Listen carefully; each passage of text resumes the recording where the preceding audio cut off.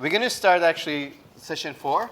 So session 4 is about basically building and benchmarking AI models. So we have 3 speakers. We have Edgar Walker from UW, and then we have Carlos Ponce from Harvard, and after that we have Eli Schliezerman from UW also. We'll start with Ed. And he's going to talk to us about a theory of guided deep learning model for probabilistic sensory perception. Please welcome Ed. All right, can you hear me all right? No. No, okay. I guess I have to stay close enough. All right, well, if you cannot hear me at some point, just raise your hand and I'll try my best to just shout at the mic. Well, thanks again for this very nice opportunity to speak about some of my recent work. I'm quite excited to go along this theme of understanding and going with the big data and then bringing it about for more complex and interesting models of the brain. So I'm kind of working with the very theme of the cat that the Bing has started off. I like to start off by describing like what are the kinds of things that tend to excite us, or at least excite me, would be to see something like a very visually driven behavior of a cat reacting to a piece of cucumber. And this is interesting not just because it's slightly funny, but it's also because there's a lot going on that we can probably learn from, or if you were able to describe it, there's a lot that could be said about the brain. So this very behavior of like stimulus triggering some responses in the brain, propagating the rest of the brain areas to then lead to the behaviors and decision. Simplify this way, going from stimulus to response to behavior, now of course in the theme of what Bing described, is already super simplified. I'm knocking the whole body and all the other parts. But this alone is already quite a bit to think about. And my interest has always been lying in, well, can we understand how is it that these sensory observations get combined with the model of the world to ultimately lead to decisions and behavior, which is often decently optimal, maybe not all the time. Now, one approach that's been quite popular and something I've been also doing quite a bit of has been to focus on this mapping and system identification theme, trying to understand what is the functional relationship that goes from stimulus onto the response. And I mean, this in itself is obviously been a popular approach starting from the very pioneering work of Hugo and Wiesel. In the very recent years has been very successful with the application of the deep neural network, as many of you know, starting from anything like a convolutional neural network as applied to prediction of the V1 when it's been task trained, to all those that's been trained actually directly on large set of the recordings. And this kind of pattern where we've been using deep neural network as the state-of-the-art models of predicting responses of large population of neuron has been the continuing trend also until recent years. Now we're not only able to predict, say in mice, a very good chunk of their visual responses to images, but also been quite successfully so, definitely at unprecedented level on the videos. Now it's one thing to have something that predicts it pretty well and then doing very well in the benchmark, but it's another thing to actually try to derive some interesting insights from it. But this is also where I've been very excited to see the fact that we could take some of these models and use it in a paradigm to derive some interesting predictions utilizing these neural networks. In this particular case, where we actually can take a network model that was trained on mice visual responses to then use and predict what we call to be the most exciting inputs, and then show that experimentally we can put it back, show it to the mice, what these like generated inputs, and indeed confirm that this is the most exciting input. So at least as a start, it's a great way to show that what we have modeled, here in the case the V1 model of the responses to say images and more recently movies, is doing pretty good to the point that studying it actually may not be such a bad idea to gain some insights into the very brain that we have set the model to begin with. Now, I would be very fascinated to talk more and more about this particular branch of work, but in the theme of other additional aspects that could be used to constrain the deep neural network models and gaining further insights and testable insights into the model we build, I'll actually like to talk for the rest of the time here more of a complementary approach in which we think about what is actually the brain trying to compute, and taking more of a normative approach, asking the question of what the brain should be computing. Can we come up with an idea as to, theoretically speaking, what should be the computation of the brain, and make use of that to constrain the deep neural network model? Now, one of the most influential and my favorite model has been the Bayesian brain hypothesis. So rather than stepping through the math, I like to give a bit of an intuition. Starting with if I were to present an animal, like a picture like this, and if I were to ask you, do you think this is a house cat or a wild cat? I mean, very random question. But I don't know. If you were not an expert on this, maybe your chance of guessing which is 50-50. I'll give you an answer at the very end of the talk. But if I were to change the context and see this is in the middle of a busy city, like in Osaka, Japan, maybe the probability of you thinking this must be a house cat increases, and what's the chance of wildcat roaming around? But then if the context changes further in this in the depth of the wilderness, maybe the probability for the wildcat goes up. And this is all to just illustrate that the perceptual decision making should and indeed tends to reflect our prior knowledge about the context. And furthermore, this very famous illusion, where I'm pretty sure by now if I were to just ask you which of the two patches, A or B, you think is darker, this is one of those crowds that will tell me the right answer, but you're supposed to say A is the darker one. But in reality, of course, they are the same color. Now, the question then, of course, becomes why does this happen? Well, a very popular thought process to explain this is that, well, the brain is not just seeing this as a flat image, but rather constructing a world model that's 3D, and is interpreting these two patches with respect to an object, a cylindrical object, which is supposedly casting a shadow onto one of the patches.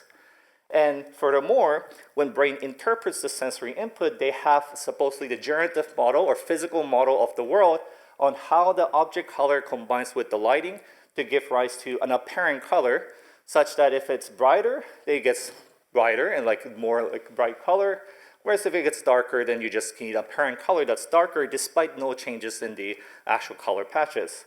So supposedly, if two things have the same intensity of the intensity, but one is supposed to be under the shadow, only reasonable explanation is that that must be the lighter color, and hence we see that non-shadow one to be the darker one. So this suggests that what we are seeing isn't so much the actual intensity of the pixels, but really what we infer to be the correct color of the item. And this all comes to combine that what the brain must be doing is really an inferential process when it comes to perception and decision making. So this all combines to say, okay, our perception and perceptual decision making would be a combination of prior belief as far as the generative model of the world, and with the idea that what we're doing is combining this information to infer what must be the state of the world based on our observation is really the very premise of the Bayesian brain hypothesis. So under Bayesian brain hypothesis, there's supposedly a whole bunch of world states or latent states that are going to affect and things that we're actually interested, such as the identity of the object, the lighting, the color. But we don't actually get to observe them ever directly. We only get to get a hint of them via observations that we get through our sensory modalities, which these latents are affecting in one way or another, oftentimes in a very complex manner. A bit simplified, you can just group them onto the z and axis. But the whole idea being that this generative model is the key piece for the brain to be able to look at an observation and then make sense of the observation to ultimately infer what it cares the most, which is the latent state of the world. The generative model typically is broken up into the prior, which could be thought more or less like a prior knowledge, what do you think you know about the state of the world, as well as the conditional distribution, or sometimes referred to as likelihood, depending on context, but probably best thought of as like how we think the latent comes about to give rise to the observations, aka perhaps the physics of the world that we have come to learn and maybe embody within our brain. So Bayesian brain hypothesis says that when we see something in the world which supposedly have come from some generative model, what the brain does is they have their own version of the generative model through which it tries to interpret. And what's really happening is that it's inverting this process to guess what must have been the latent state of the world that is the best explanation of the observations we have. And this very process is, of course, done by simply combining the prior and the likelihood, as Jakob mentioned, with the Bayes rule, hence the Bayesian brain hypothesis. This is all great and nice. It's been a very influential framework, but this really leaves us at wondering a lot of things as to, well, how does this actually concretely apply to the brain? Namely, well, what are these latents? And what is the exact generative model relationships? And then finally, if you were to have this posterior representation, how is it that this will be captured in the population responses? Now, among these three, the third one has been, say, particularly interesting in approach in many theoretical neuroscience work, in that when you're to consider that there must be a posterior representation in the brain as represented by some responses, there exists multiple hypotheses and multiple theories And about one of them I would like to particularly highlight today is the one that's based on the noise aspect. So all of us very well know that if you're to present same stimulus over and over, you get different responses. You can attribute this to potentially just a noisy brain, but alternative way to look at it is that maybe this distribution in itself has some meaning.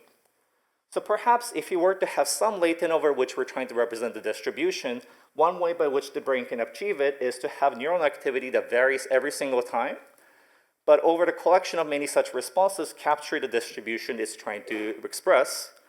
And if you were to therefore have a more sharper distribution where you could be more certain about the latent, so will be reflected in the response that tends to be more focal on one particular value, and therefore the shape of the very distribution of the responses will be capturing the response over latent that the neuron is interested in. And this is the basis of the theory of neural sampling code. So even if you were to zoom in on one particular theory, this still leaves us wondering, okay, well, then what are these latent variables and what are the generative model? And I'll say this has been one of the most difficult aspects when it comes to applying some of these theories. Because oftentimes when we try to work with the generative model of, say, images, the best effort has been to do this on fairly artificial and mathematically interesting, but not necessarily data-driven approaches. So for example, very famous work of Osauce and Field trying to analyze the generative model behind the patches of the image have been fairly interesting and successful by, first of all, supposing that the latent variable of interest is the filters or image patch filter, where the prior over the filter intensities would be something like a sparse filter when combined with the generative model where these filters are just simply overlaying on top of each other to give rise to an image. Once you learn this on natural image patches, it does give rise to these very familiar looking gabor, which has been a very nice and motivating point to see, okay, perhaps this is an explanation for V1. However, these are still not model that has any learning that's been based on the neuronal data. And also admit to say this is not something that's been, especially in the light of modern day generative model, not that powerful when it comes to capturing a lot of the nuances of the natural images.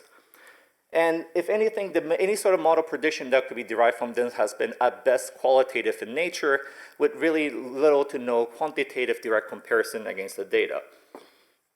So we've been in this situation where on one end we have neural network model that is heavily data driven, very best in terms of fitting to the data, evaluated very quantitatively, but perhaps with quite a bit of difficulty in interpretability.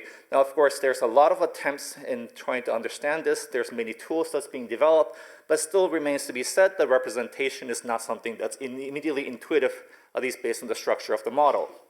On the other hand, we have something that's very theoretically motivated model of the neural population responses, which are highly interpretable, built to be such, but has been traditionally very little to no effort done to be able to fit against the real data. And this is where I'm hoping that perhaps one interesting way of constraining new kinds of the model is to have this theory to come and constrain it, but still taking all the advantage of the data-driven model, therefore what I term to be the theoretically motivated data-driven models, which, as I always like to do, just take the best of both worlds, good fit to the neural data and stimulus data, but still remain to be highly interpretable as it's deriving itself from the motivation of some existing theories. So this is where I like to talk about how we might go about doing this. Just having a wish list wouldn't quite do so. So if you were to imagine that what my goal would be to understand what is the generative model of the brain in terms of understanding natural images, naturally what I would like to capture is what are some Z's that gives rise to the images. But if I were to just do this without any inputs from the brain, all I'm doing is just building some sort of a generative model over images. Now, there are many techniques of doing this, ranging from something simple to variational autoencoder to the more recent diffusion models. But I think what will be interesting is if you can take the responses of these neurons, of the neurons of interest to these very images, and somehow find a way to constrain the latent variables as to be linked to the neuronal responses. And this is where, in the lack of time and without the desire of bombarding you with the math, it comes out that if you were to take some particular theory, such as neural sampling code, you can actually derive a relatively simple way to link the neuronal response to the latents under the hypothesis of neural sampling code, namely that they could be more or less treated as equivalent, given that their population, their distribution form is to be equivalent. And this is exactly the work that was summarized 2 years ago in our NEURPS, where we've taken, as the title says, we've taken the neural sampling code super, super seriously to say, if you were to apply this theory and to try to make a data-driven manner, how can we do about that? So under this idea that you can actually treat the neuronal responses more or less equivalent of the latents, we can take any z-related distribution as the distribution relating to the responses, and all of a sudden, something that was very difficult to fit and would have required some hard to verify z presence just becomes a matter of fitting distributions over responses and responses related to the images, which is definitely something that we can learn from data. So the details of the network here is not the most critical per se, but what we have is then we can take the models, some of the more distributional models, and fit against the neuronal responses. And one verification we perform is to take the natural image responses of the macaque V1.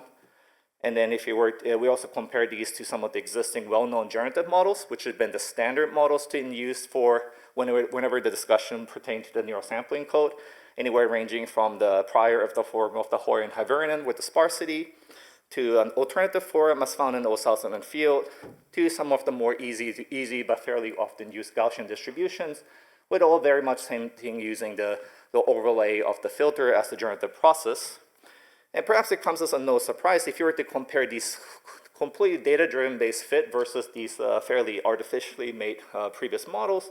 Our model does the best in terms of capturing the data, so our flexible prior does the best in terms of capturing the prior, and so that's the case when we actually compare our flexible likelihood fitter. And of course, when you're to combine the best of the best, you of course still get a best fitting model.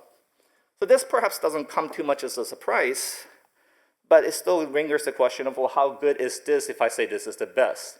And this is where I think it would be important to actually be able to compare against some of the more existing models out there, namely the system identification model, for which we've been having a lot of efforts and a lot of the progress in recent years. One nice benefit of this approach is that by taking the very model, just like how we could invert it to take it as a posterior over latents, just because of the equivalence of the latent to response, we can formulate this as a posterior over response in itself, and therefore all of a sudden, just by fitting the generative model over to the data, we could turn it into prediction of responses based on images, which is the very same thing that the system identification model is set out to do. Hence, we can now actually have them compare on the same exact basis. So now we can take the model that was fit using the generative approach and compare on the same exact ground as that of the best state-of-the-art system identification model. And we show that here in the last two columns, the rightmost being the one from the state-of-the-art, and the second to last being the best based on the generative model, have actually achieved fairly equal to a comparable performance. I think this is one of the first time where generative model has been able to come very close to more targeted descriptive models. So this is all great, and thus summary so far can say that this kind of approach of having a theory to constrain the network allows us to have a way to learn, say, some of the generative models based on the data, and does seem to perform pretty well with the comparable prediction. But I think really comes the interesting and important question of, well, but what is something that could be done uniquely by this model? I mean, all I've done thus far is just to say, okay, this very alternative theory-driven model does perform just as good as perhaps system identification model. But if this is truly theoretically driven, there must be something more interesting we can say about it. And this is where I'm excited to say that if you were to consider the earlier point of considering like looking at the cat-like picture and imagining what must be the identity of the animal, if you consider what really led to the difference under two contexts, it cannot possibly be it's likely not the degenerative process of the likelihood, because this is supposedly representation of the physics, which you don't expect to be changing across contexts. So naturally, we attribute that to the differences in the priors. So that means that different contexts will lead to different priors of the latents. And if you consider this fact, in considering two different contexts of image distributions, what we can imagine doing is asking the question of, well, what can we learn from one context, and can we use that to say something about the second context? Now, if you were to just do this under simple system identification, the best you can do is fit under one context, and since there's no obvious way to modify it for the second context, you would just use the same exact model. Therefore, you'll predict identical responses to the same images across the two contexts. But under the assumption of this more Bayesian perspective, we already shown that the prior change should come about to give rise to different brain responses.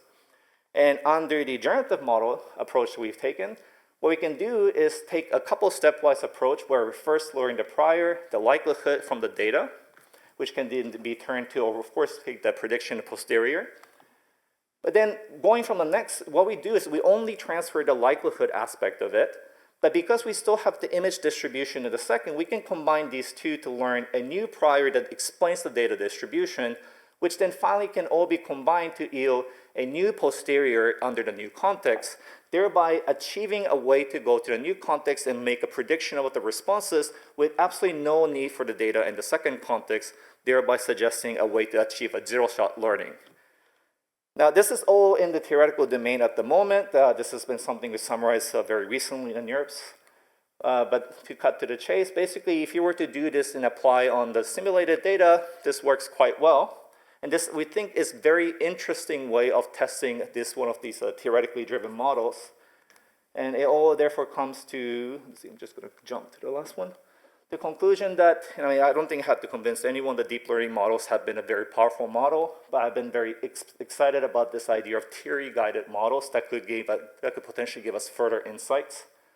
And then data-driven theoretical model as particularly exciting approach of having a targeted experiments design that's derived based on the theory. And I think it'll be exciting as a next steps is to take some of these experiments that suggested this context transfer under these different theoretical models and see if that prediction holds. And just in general, I think this theory linkage as a very interesting way to extend and constrain models in addition to all the talks that we've already seen so far, where different aspects of the body as well as the responses and structure can be further combined to further constrain the models. And just in general, I think this would be a very cool approach, and with the key being the experimental testability as a critical benchmark. All right, so I know it went just over time, but with that, I'll take questions. Thanks.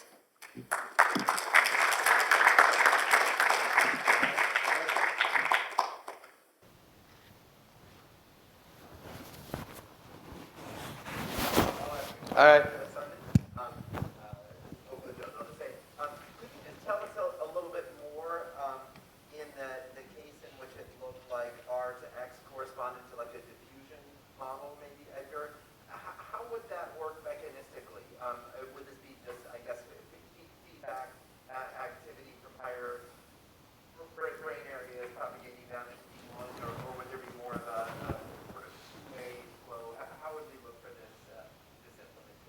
Oh, the implementation of the R to X. Yeah, that's a great question. Like that, when it comes to like saying how could the R be implemented in such a way that it becomes equivalent to the posterior over the images, there are a couple potentials. One of the more leading and mechanistic explanation has been the different areas will correspond to different latents. And the way they will actually make sure to arrive at the final posterior is kind of very similar to message passing like algorithm, where the feed-forward and feedback are both utilized to be able to exchange enough information such that in the final equilibrium, they will actually all be representing samples from the posterior. But I think the mechanistic aspect of how these theoretical models will even be implemented is completely far from even starting to be approached. And I think if you were to get to the point where these theoretical motivated models suggest that these theories might indeed be a good description of the responses, then I think it'll be particularly exciting to start tackling onto what could be the mechanistic way by which these are achieved in the brain. All right, further question? I have a question actually. Yeah. So, when we talk about context here, for example, in terms of the visual space and so on and so forth, a lot of time static images are used, as you're alluding to. But for example, context of here, there's a continuum of information. Yeah. How do you integrate that into this sort of thing? Because there's some sort of causality embedded in sort of like events and what leads to what and so on and so forth. How do you bring that into those change of context and the way of building this sort of like priors? Yeah, so as far as how exactly the context ends up getting integrated, so I know in the particular depiction I had, it made it look as if context would have been inferred from the peripheral of the imagery. But the hope really so is that the theory in itself doesn't really touch too much upon how exactly the context will come about, which is both a weakness but in a strength, because that way what we're suggesting is that in the new context, after the brain has had time to adapt to it, then there would be a different prior that it's just bringing to the computation. And we're assuming that if you were to like have this like more of a temporal context, it would have been also incorporated into a new prior representation. So kind of going also back to the mechanistic implementation aspect of it, how exactly the brain goes about doing it is quite out of the scope of this particular version of the model. But if you were to be able to tackle it to this point, we see that, okay, these are indeed the new kind of distribution prior, that's the best explanation under the new context, then that becomes a new target for us to study, say, okay, how is it then these new priors could be implemented in the brain? All right. Let's thank Edgar. We can continue after.